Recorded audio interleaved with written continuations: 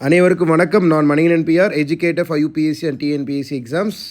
நமக்கு ஒரு 8 வருஷமான யூபிஎஸ்சி டிஎன்பிஎஸ்சி எக்ஸாம் ட்ரைனிங் கொடுத்த எக்ஸ்பீரியன்ஸ் இருக்குது. சரி நண்பர்கள், இன்றைக்கி நம்ம என்ன பார்க்க போகிறோம் அப்படின்னா, நேற்று நம்ம ஒரு நியூஸ் போட்டிருந்தோம், நீங்கள் அதை பார்த்துருப்பீங்கன்னு நினைக்கிறேன். அதாவது இந்த சைக்ளோன் ஒன்று, குறைந்த காற்றழுத்த தாழ்வு நிலை தென்கிழக்கு வங்கக்கடல் பகுதியில் உருவாயிருக்கு.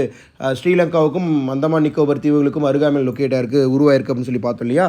ஸோ அதில் நம்ம நேற்று ஒரு விஷயம் ப்ரிடிக்ட் பண்ணோம், அது இன்றைக்கி நடந்துருச்சு. ஓகேங்களா. நேற்று நம்ம என்ன சொல்லியிருந்தோம் அப்படின்னு சொல்லி பார்த்தீங்கன்னா, இது அதாவது தென்கிழக்கு பருவக்காற்றோ அல்லது நம்மளுடைய ட்ரேட் விண்ட் வணிக காற்று ரொம்ப வீரியம் அடைஞ்சது, ரொம்ப இன்டென்சிஃபைடாக இருந்துச்சு அப்படின்னு சொல்லி சொன்னால், இதனால் தமிழ்நாட்டுக்கும் ஆந்திரா மற்றும் ஒடிஷாவுக்கு மழையினுடைய அளவு குறைவதற்கான வாய்ப்பு இருக்குது அப்படின்னு சொல்லி பார்த்தோம். ஏன்னா அது டக்குன்னு டிஸப்பியர் ஆகிடும், கரைஞ்சிடும், அதனால் குறையிறதுக்கான வாய்ப்பு இருக்குன்னு சொல்லி சொன்னோம். ஆனால் அதுவே தென்கிழக்கு பருவக்காற்றினுடைய வீரியம் சற்று குறைந்தோ அல்லது ட்ரேட் விண்டினுடைய வீரியம் சற்று குறைந்தோ காணப்பட்டால் இதனால் என்ன நடக்கும் அப்படின்னு சொல்லி பார்த்தீங்கன்னா, இந்த வங்கக்கடலில் உருவாகிருக்கக்கூடிய குறைந்த காற்றழுத்த தாழ்வு நிலை மேலும் வலுவடைந்து குறைந்த காற்றழுத்த தாழ்வு மண்டலமாக புயலாக உருவெடுக்கும் என்று எதிர்பார்க்கப்படுகிறது அப்படின்ற மாதிரி சொன்னோம் இல்லையா. ஸோ அதை தான் இங்கே என்ன பண்ணியிருக்காங்க அப்படின்னா சொல்லியிருக்காங்க.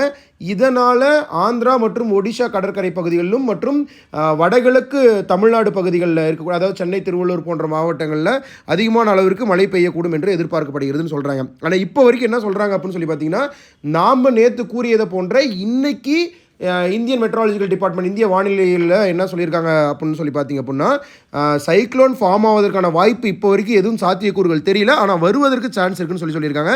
இங்கே நீங்கள் பார்த்தீங்கன்னா தெரியும், இந்த லோட் ப்ரெஷர் ஏரியா ஒன்று என்ன பண்ணியிருக்கு அப்படின்னா இந்த இடத்துல ஃபார்ம் ஆயிருக்கு. ஸோ நண்பர்களே, வாய்ஸ் ஆஃப் எம்பிஆர் சேனலை சப்ஸ்கிரைப் பண்ணிக்கோங்க. இந்த மாதிரி நிறைய ஜியாகிரஃபி மட்டும் இல்லாமல் அரசியல், புவியியல், அறிவியல், சமூக அறிவியல் சார்ந்த நிறைய விஷயங்களை நம்மளுடைய சேனல் நீங்கள் கற்றுக்கலாம், தெரிஞ்சுக்கலாம். என்னால் முடிஞ்ச அளவுக்கு நான் உங்களுக்கு ஷேர் பண்ணுறேன்.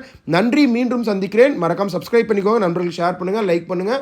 அண்ட் கமெண்ட் செஷனில் மழையினுடைய தாக்கம் எப்படி இருக்கும் அப்படின்றது நீங்கள் கமெண்ட் பண்ணுங்கள். நன்றி நண்பர்களே, நன்றி, வணக்கம், தேங்க்யூ.